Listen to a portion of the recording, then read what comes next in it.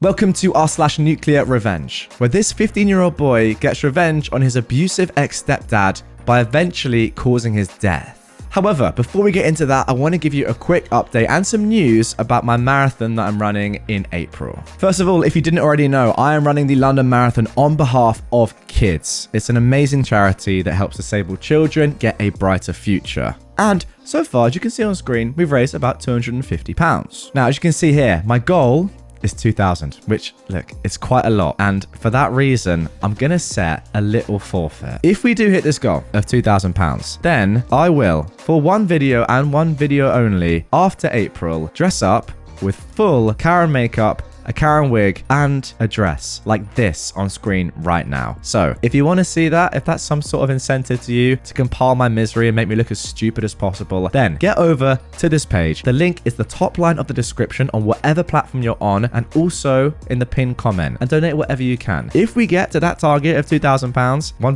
video only, I'm going to go to the nines, mate. Full Karen makeup. Now, the final thing I want to do is in every single video up until the marathon, if we get a new donation, I'm going to be giving a shout out to every single supporter. So, Cynthia, Mike, ML, Alex, Pegita, Sam, Dan, Neil, Harry, Daria, J-Dog, Scott, Harry, Louis, Kate, and finally Bob. A big thank you to all of you for being so kind and donating to the cause. Again, if you want to shout out and you want to see me in full Karen attire, get donating. It's an amazing cause. And yeah, I'm running 26.2 miles, guys. It's going to be quite a feat. So donate. I will love you very much if you do that. No chat. It's an amazing thing to do, to donate to an amazing charity like this. But with that being said, let's get into the first Nuclear Revenge story. I, a 15-year-old male, indirectly caused the death of my abusive ex-stepdad. Backstory. When I was 9, my mum met a man who, for the sake of the story, we'll call John. John was an unremarkable man. He was a chef and he was from New York, living in South Philadelphia at the time. My mum, being emotionally unstable, decided to give him a try after lots of past relationships not working out.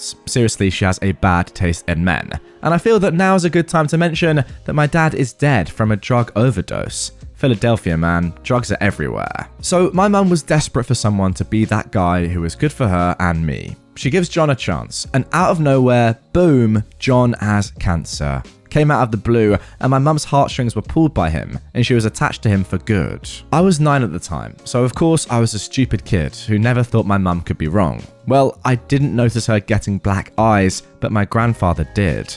So, one day at a corner store in my neighborhood, he decided to beat John black and blue. He was stuck on the couch for days, and looking back, it brings a smile to my face. But he convinced my mum that my grandmother, who was manipulative, manipulated my grandfather to beat him up, so we have to move. After an intervention was held, holy freaking heck, I was there, it was wild, my mum decided to move. We packed our things in our van, and I held my 90-pound Rottweiler on my lap, and we moved to frickin' Florida. Chapter 2. Frickin' Florida. I'm gonna admit, life kinda sucked here. For 5 years, I was stuck in such a dumpster fire of a state with no family support. My mum was abused daily, and I was mostly mentally abused.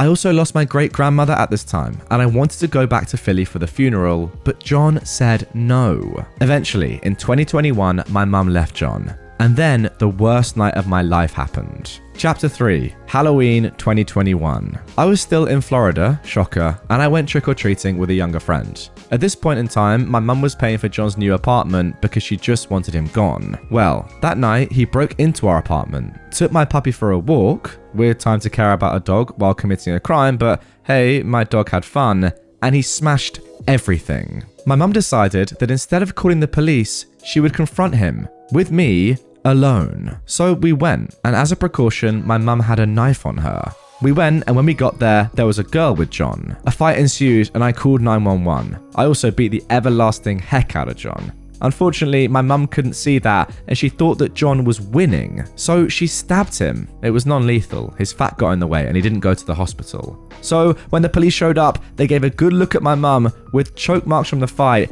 and arrested her for assault and breaking and entering. Chapter 4. Leaving Florida and having a very Merry Christmas. Well, the child came and went. My mother is off the hook, but she will be a felon until the completion of a program. So we left John in Florida and decided to move back north to New Jersey. I know my mum breaking up with John was down to me because I pushed hard for it. Life continues. But November comes around and I receive news that made me burst out in laughter. John's sister came forward and told us he shot himself in the head. I even read his final note and everything. I ruined his relationship with my mum and karma came back. Life goes on and he dies unloved and alone. And there we go, a short but sweet start to this episode. I can't help but think that that final act of doing that to himself was his last little message to you and your mother of saying, you know what, I'm going to give you this guilt and emotional trauma for the rest of your lives as I have done for the time that I was alive. Maybe not, I'm not sure, but clearly this guy was a very troubled man and maybe your mum is also. A horrible situation. Let's carry on. Now moving on to our next nuclear revenge story. Dude pays me in counterfeit currency, immediately gets arrested. Years ago, roughly 2010, when I was doing pizza delivery, I delivered on campus. Pretty standard procedure, call the customer and wait in the parking lots. Buddy comes down, hands me money, takes the pizza and walks away. Then he starts to run. I look in my hand and one of the $10 bills is ripped in half and the $20 is horribly counterfeit. Dude's already back in his dorm and it's pass activated, so I can't even get in.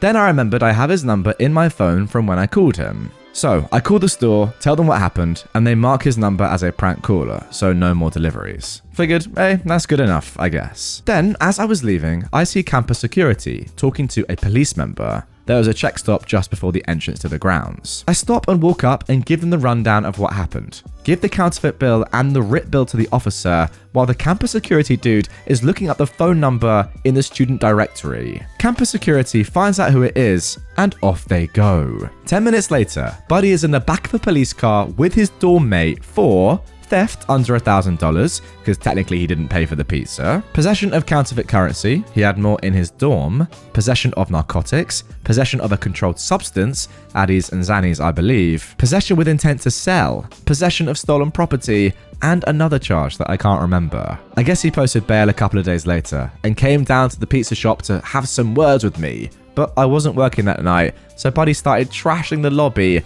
and got arrested again for trespassing, criminal mischief, and vandalism. And they found a knife on him as well when they searched him, so there was a weapons charge too, but I think that got dropped. I'm not sure what happened after the second arrest, as I was never called to testify in court, but I'm gonna assume he took a plea deal. He most definitely got expelled from the university though. I'm sorry, but I've got to say that is one of the dumbest crimes I've ever heard of. First of all, it's blatantly obvious the money is not real, so the guy's gonna realize straight away and be like, okay, something's up, probably gonna call the police. Secondly, you've done it outside of your dorm. Everyone knows where you live. You've run back inside your own house. It's not gonna be that hard to find out who you are. And thirdly, to compile the misery, the guy has your phone number and was literally just calling you on the phone. Yeah, so dumb. And also, the final point is, if you're doing something illegal, just stick to one thing, like stealing a pizza. This is my advice to any criminals watching, by the way. Stick to one thing. Don't have loads of drugs and other stuff in your room and also a knife on you. And then go and trash up a shop.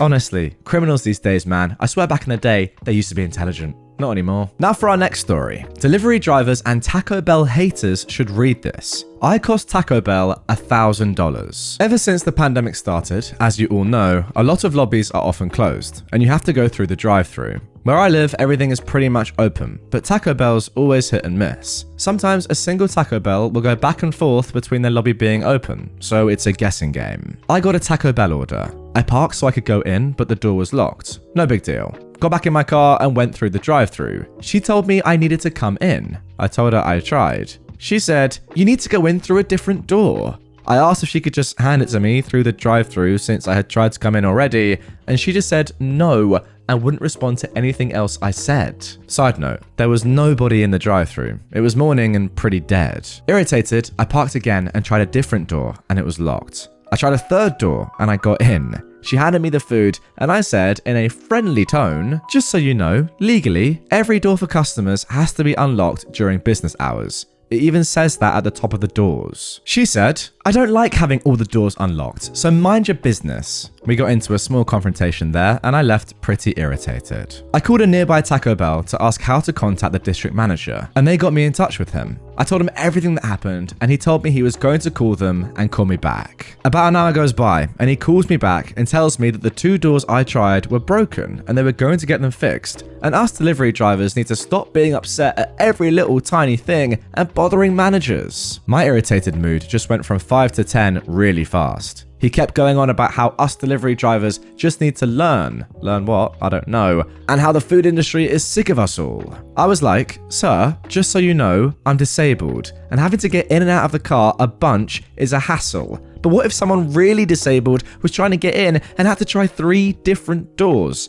Not to mention if there was a fire. It's important to note here that there were 2 different small parties inside eating. So, after he hung up on me, I called OSHA and filed a report, and they told me to call the fire department right away because, yeah, doors must remain unlocked at all times. The fire department and OSHA have now gotten back to me, and I feel justified. They sent me a copy of the locksmith he had to hire to fix the door that he said was supposedly broken, and a fine to the city. The fire department had gotten to the store before the district manager, so the doors in question were still locked, and they experienced that for themselves. Every time I call Taco Bell corporate, it just hangs up when you select the option to talk to someone. So I called the more local company that owns the Taco Bells around here and turned in the recording of the phone call with the DM. What could have been solved by handing me the order through the window, or, God forbid, unlocking the doors, which were not broken, turned in to close to $1,000 in fines for that DM and ruined his week. I'm so sick of restaurants treating us like garbage. And guys, just in case you're wondering if this story was real or fake, I've got some proof up on screen. This is just an email kind of confirmation from OSHA saying, "Good afternoon, the store has responded to your complaint. Here's the copy of it. We're now closing this activity. Thanks." So there you go. A good complaint, a very worthy one, because as you say, for you, it's not the most annoying thing. Yeah, it's annoying, but you know, you can get around it. Actually, to be fair, you said you were disabled. Take it back. If there was a fire or if someone was severely disabled, that could be seriously annoying and potentially life-threatening. It is illegal after all, so good on you for doing this. Good revenge. And now for our final Reddit revenge story of this episode. Woman road rages against me, gets arrested during Christmas. This happened in early December last year. I'm driving home from school one afternoon, and I accidentally cut off a lady in a big Suburban. I quickly got back into my original lane and waved an apology after she honked at me. I was a bit tired, so I missed her in my blind spot. I thought that would be the end of it, but boy was I wrong. My one careless move triggered a series of road rage incidents from her that I never thought anyone would be capable of resorting to. First, this woman speeds around me and aggressively cuts me off and brake checks me very hard. Mind you, the speed limit was 45 miles an hour and I was already doing 50. She had to be passing me at no less than 70 miles an hour. I gave her some room in case she brake checks me again, which she did, bringing our whole lane down to 15 miles an hour, all while flipping me off outside her window. I have a dash cam, so even if I hit her, I could have taken the insurance payout, but dealing with insurance is too much of a hassle. And I love my car, so I didn't want to damage it. Other cars start passing us, so I try to do the same, but she dives in front of me again. Eventually, she lets me pass and I wave her sorry again, which she responds to with the finger. Finally, we stop at a red light and she pulls alongside me, yelling at me to roll down your freaking window, you N-word.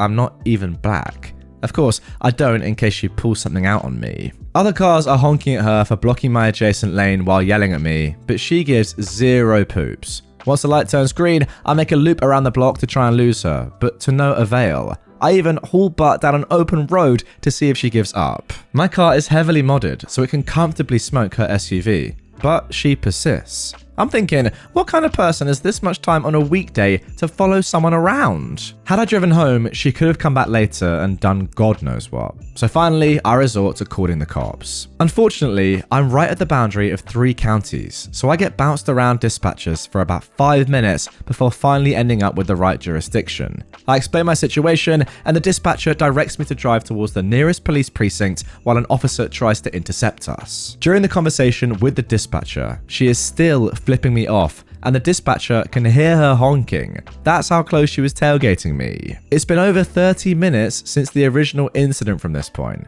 Seriously, who the frick has that much time? I stay calm and continue to relay to the dispatcher where I am as I pass intersections. Finally, after what felt like an eternity, I saw a Dodge Charger speeding up behind us. I couldn't tell if it was a patrol car as it appeared to be an undercover vehicle. No blues and reds yet, so I confirmed with the dispatcher if there was an officer behind us. It was. Once I saw the lights come on, I pulled over and she promptly followed. As I parked in some church lot, this idiot dove out of her car, and only then did she notice the Christmas tree of lights behind us. The look on her face was priceless. And what does this idiot do? She darts towards the officer's car. The officer quickly commanded her to stop, which this bag of meat seemed to understand. Not long after, his corporal and another officer arrived. Now, I'm still sitting in my car waiting for the officer to come to me. I hear the woman making up some BS story, and in a few minutes, he comes up to my window to hear my side.